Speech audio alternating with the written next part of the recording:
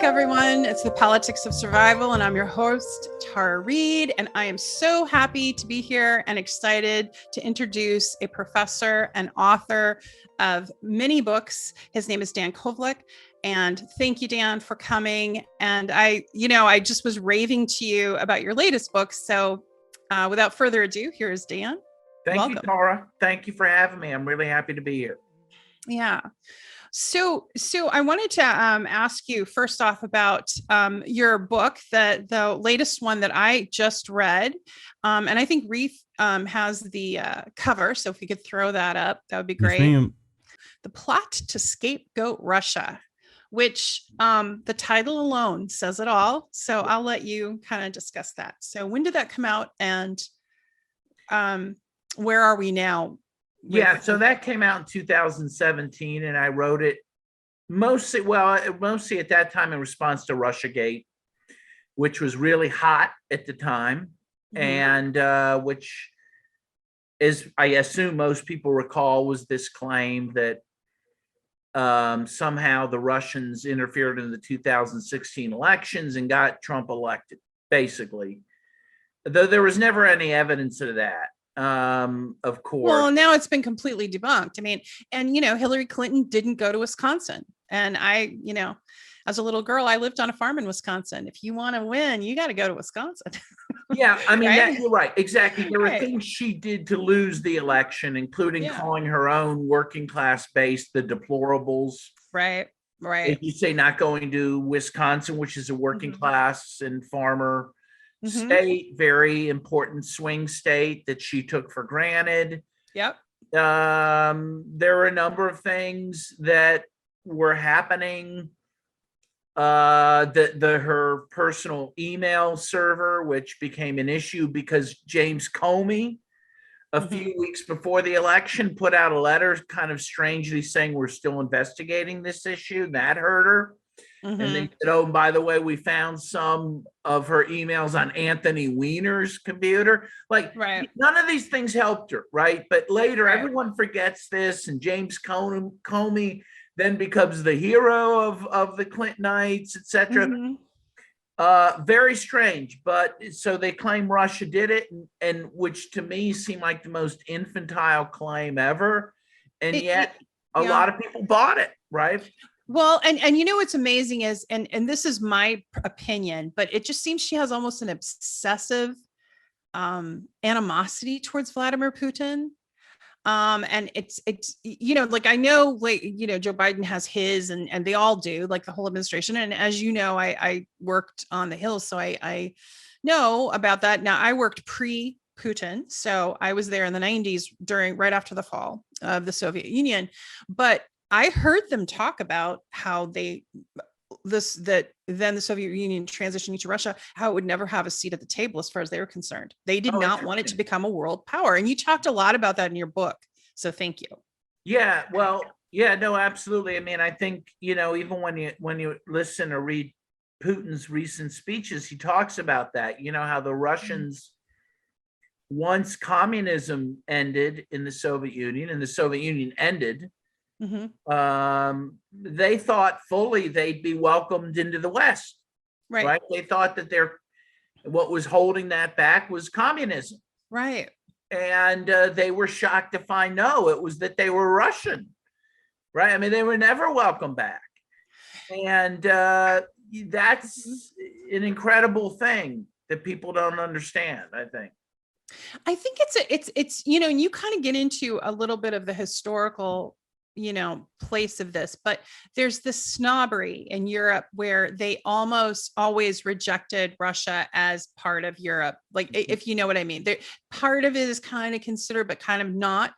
And yet, and so here we are, in this environment where we villainize this country, which I think, and you have made it quite clear too, the military industrial complex needs a convenient enemy that's big enough to seem vast enough to seem like an enemy, but not quite big enough to really do anything, against the US or European nations. And then, Vladimir Putin, to his credit, I mean, he really did put back the middle class. He built up Russia. He kicked out the people that were, robbing the trough, so to speak, and kind of whipped control of the oligarchs. Whereas like America, I think we're run by oligarchs. Like, and you use the Jimmy Carter quote in your book, I remember. Yeah. Yeah, well, it's true. I mean, Stephen F. Cohen, one of the great, Russian experts and Sovietologists, God rest his soul. He said one of the things the West cannot forgive Putin for is getting the bear back on its feet, right? They were happy after the collapse of the Soviet Union when people were starving, right? When 2 million Russians died. Right. They were happy when, Boris Yeltsin, who was a drunk, was running the country, allowing it to be looted, including by American and Western oligarchs, right? Right. And to their chagrin, Putin comes along and he, makes Russia a power again. But I think the other thing they were upset about Putin. So first of all, let's remember that, George W. Bush at one point said, hey, Putin was his friend. He looked into his eyes, saw his soul. Putin was the first world leader to call Bush after 9/11, offer condolences, offer to help in the war on terror. He did help in the war on terror. So, for a time, Putin was okay by the powers that be. And then came 2007. Well, even earlier. 2002, 2003, he would not go along with the war in Iraq. Right. Oh, that's right. Not support a Security Council authorization for that. That was his first sin. Okay.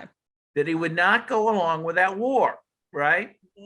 And then there were other incidents like that as time goes on. But I think that's the first sin where Bush turns on Putin in Russia, where he was showing some independence. And so where do you feel like it really went sour? Like, because my marker was 2007, that speech he gave, which I thought was fantastic because it made really good points about moving to a multipolar rather than staying in a unipolar world. But what was your take on that? And was that a big marker, or is that just my interpretation? I think that was one marker. I think there's been a few. Again, the Iraq War was one. That one was one. Certainly, for as far as the Russians were concerned and Putin were concerned, the war in Libya, that they thought, China and Russia had abstained from the Security Council authorization for a NATO no-fly zone and for NATO to protect civilians. And of course, it quickly turned into a regime change. And Putin was very upset by this. It was Medvedev who was president at the time. But apparently what I heard I think this was Stephen F. Cohen who said this, is that Putin watched that video of Gaddafi being murdered twice, very brutal video. And this led him to say, hey, I'm not going to let this happen again. Right. And then when Syria happened and the U.S. started trying to overthrow Assad, Putin, who is now president, decided, I'm not going to allow this to happen again. Yeah. And so he gets involved in Syria, and that was a grave sin as far as the U.S. was concerned. And he stopped that regime change. And then, of course, we had the Russiagate, which was all based on lies, but they were lies. One that, the ruling class was promoting to gin up hatred towards Russia, and which a lot of the Democratic base bought, and they still buy to this day. And it allows them to feel this insane hatred towards Russia. I mean, I see it on my Facebook account, friends. I have very liberal friends, some who like teach acting, in college, the most liberal people you could ever meet. And they're like, one of them literally posted today that Americans who have assault rifles should be donating them to Ukraine. It's this is the liberal minded acting professor, but this is how Russiagate broke people's brains, right? It did. You're right. Well, Trump And Trump, And then, the yeah. combination, right? The fact Trump was elected, no one thought he was going to be elected. I don't think Trump thought he was going to be elected. Mhm. Were shocked. They needed an explanation. So they said, Russia did it, right? Right. And they continue to take that, stance, which is crazy, but that's what helped bring us to where we are right now. Well, and frankly, right, I think it was today I saw something on Sussman, like you have Hillary, not only was it not true, but they were criminal in their actions, and the FBI had an office. Is that right? In Hillary Clinton's campaign room. And like a lot of nefarious activities that actually they were accusing Russia of, they were actually doing themselves. They were manufacturing false narratives and using government agencies to do it. It's stunning and it's frightening. Well, that's what we do, right? So we claimed Russia interfered in the 2016 elections, which they did not. Mhm. But that's merely projecting what we do to every other country, right? Including Right. Russia, so there's the famous Time magazine article that highlighted the Clintons' Mhm. interference in the 1996 elections in Russia, right? Where Boris Right. Yeltsin had a 3% approval rating, Mhm. and Bill Clinton sent his team in to rescue him. In fact, I think that's the title of the Time cover story. I think it says U.S. to the rescue or Clinton to the rescue, and Oh. and they bailed Yeltsin out. Mhm. And of course, It we was overthrown 12 many billion. governments. Was it 12 billion they gave to the election? I Yeah, can't- some Okay. of that money went just straight for vote buying, but all sorts Mhm. of other things. Mhm. They gave major IMF loan Mhm. that helped floated the economy, which helped Yeltsin at the time. Right. So it was major interference, as we do in so many other countries. But we project that on others, right? We do that, but we don't want to admit that. So we say, oh, that's what the Russians do. Or the case, Right. Russia invades Ukraine, and we say, oh, this is the first war in Europe since World War II. Well, no, because NATO bombed Serbia in 1999 for 79 days. Yep. And that had no Security Council authorization. Mhm. Russia would never agree to that. And yet we pretend that didn't happen. No, it's Russia that invades other countries.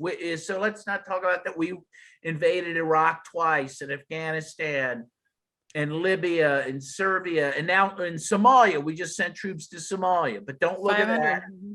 Don't look at the fact we're supporting Saudi Arabia in a genocidal war in Yemen. Yemen. That's not Mhm. to be discussed.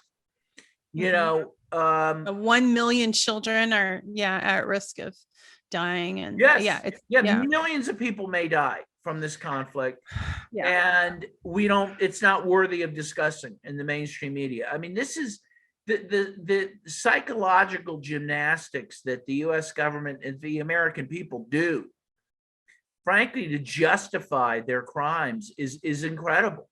And the corporate media is complicit. I mean, they're complicit.